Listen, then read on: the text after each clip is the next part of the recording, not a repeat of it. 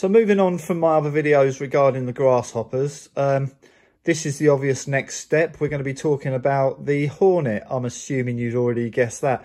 This one's got some modifications on it, so I'm going to go through each and every one of them. Not many, won't keep you for too long, but we'll have a little talk about the modifications that I've got on it, how much they cost, and the difference in performance and quality, lifespan, etc. that they give it.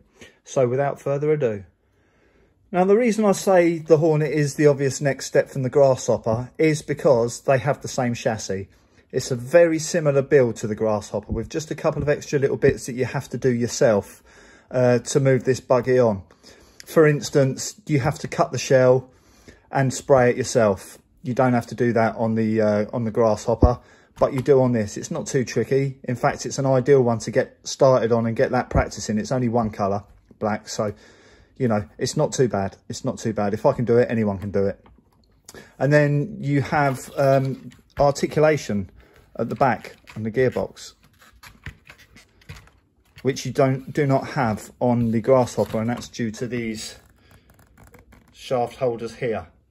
Can't remember what they're called, mounts, whatever. But these are slotted so it moves around, which later on will lead me to one of my modifications. Also, I say the chassis is the same. It is, but the way you mount the chassis, the shell is different. This is actually mounted on pins.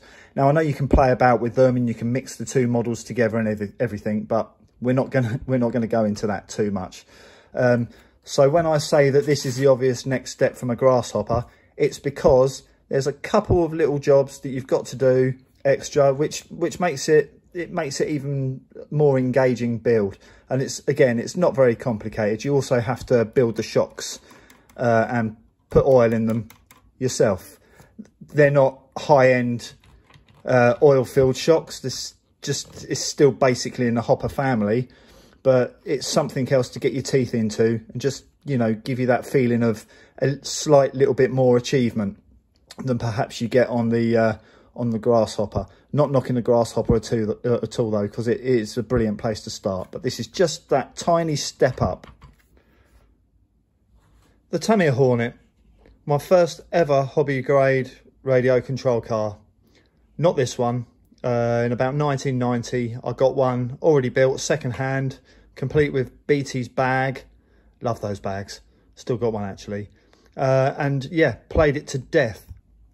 So obviously as an adult saw one and thought, yeah, come on, we'll have another one.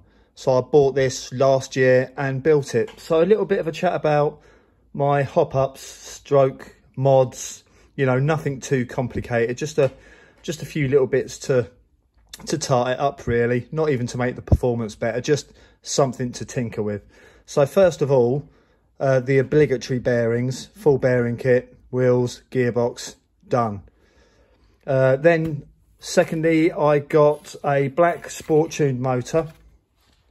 See it in there, because I tried to stick with some kind of vintage look on it, because this is my you know, it's the one that takes me back nostalgically. So I had a black motor in my original Hornet when I was a kid, and I put a Technigold in it as well. Oh dear, those were the days. Anyway, so yeah, sport tuned motor. I think it goes okay with it.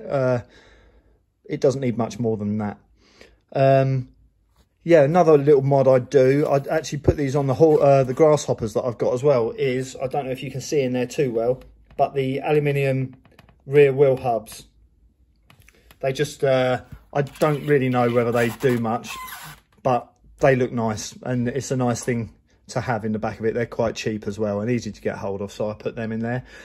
Then I have an axle brace, which I fitted. It's held in with 2 screws, there and there, and if you play with a Hornet you'll know that it's got that axle slap when you engage the throttle, or when you go from backwards to forwards or whatever, that tends to flap. It does it a little bit with the axle brace, but that.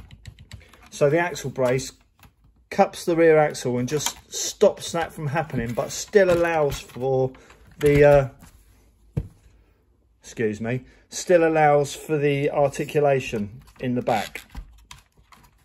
which is good. That does kind of separate the Hornet from the Grasshopper. It's a nice touch. So then axle braces again. That was about £5 off of eBay. I think Ampro do them. Brilliant YouTube channel, by the way, Ampro Engineering, and Facebook group. Learn a lot of stuff from him. Clever guy. Yeah, so that's another cheap upgrade. Same as what I did on the Grasshoppers. I put the little rubber shock seals above the screw heads there, just to stop that clacking noise as the front suspension works.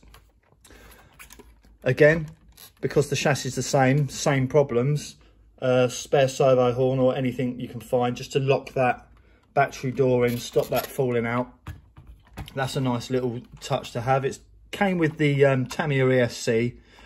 I've put a fairly standard servo in it. You don't need much more on something like a Hornet or a Grasshopper, but it's metal geared, so it will last. So I've got that.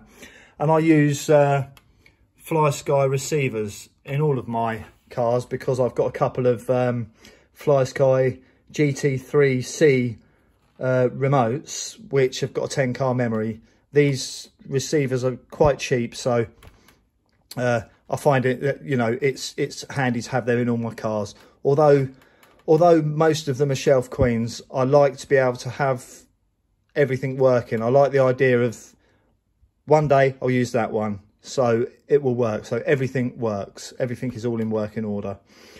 So yeah, that's pretty much it for my quick Hornet chat. You can clearly see the similarities between the simplicity of this and the Grasshopper, but this is just stepping it up that little bit more. Very similar to the Grasshopper 2 in build, but you know, a different buggy, and a classic, a proper vintage the Hornet is, and they do handle well. They are good fun. They're great on grass. They're good on the road. They're brilliant in gravel. They're good fun. These rear tyres, spike tyres, give that little bit more grip. But again, they will go on a Grasshopper if you really want. Yeah, so that is pretty much my little chat with the Hornet over and done with. Another thing I have alluded to in another video I did, or that I say alluded to, I put pictures of them up.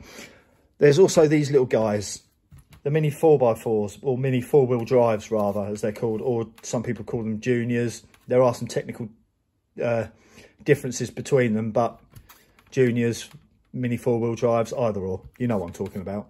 So these little guys, I'm going to do a video on them as well at some point. They're fun little things, battery powered, four-wheel drive, backwards and forwards. Not so much a big thing here, but they are abroad. But I don't know if anyone remembers these from the model shops in the, I'd say, late 80s, early 90s, maybe early 80s as well. But I will do a video on these at a separate time. But anyway, thanks for joining me for my little chat about the Hornet. Quick 360 here. So there's the view from the front.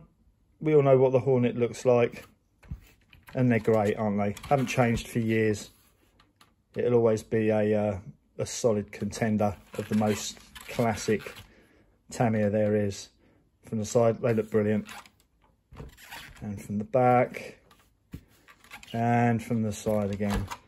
So yeah, any questions or any opinions or anything I can help you with, or any advice you can give me, then yeah, please go for it in the comments.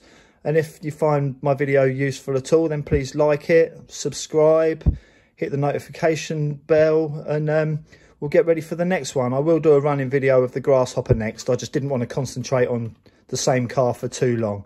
So yeah, I'll definitely put that up soon. And also we're going to get the Top Force, the Plasma Edge 2, the Avanti, the Egress, lunch boxes, Midnight Pumpkin, Monster Beetle, and the like Thunder Shot, Fire Dragon, Thunder Dragon family, all involved in these videos at some point. So please let me know which ones you want to see or whatever. But yeah, you have a good day and thanks for watching.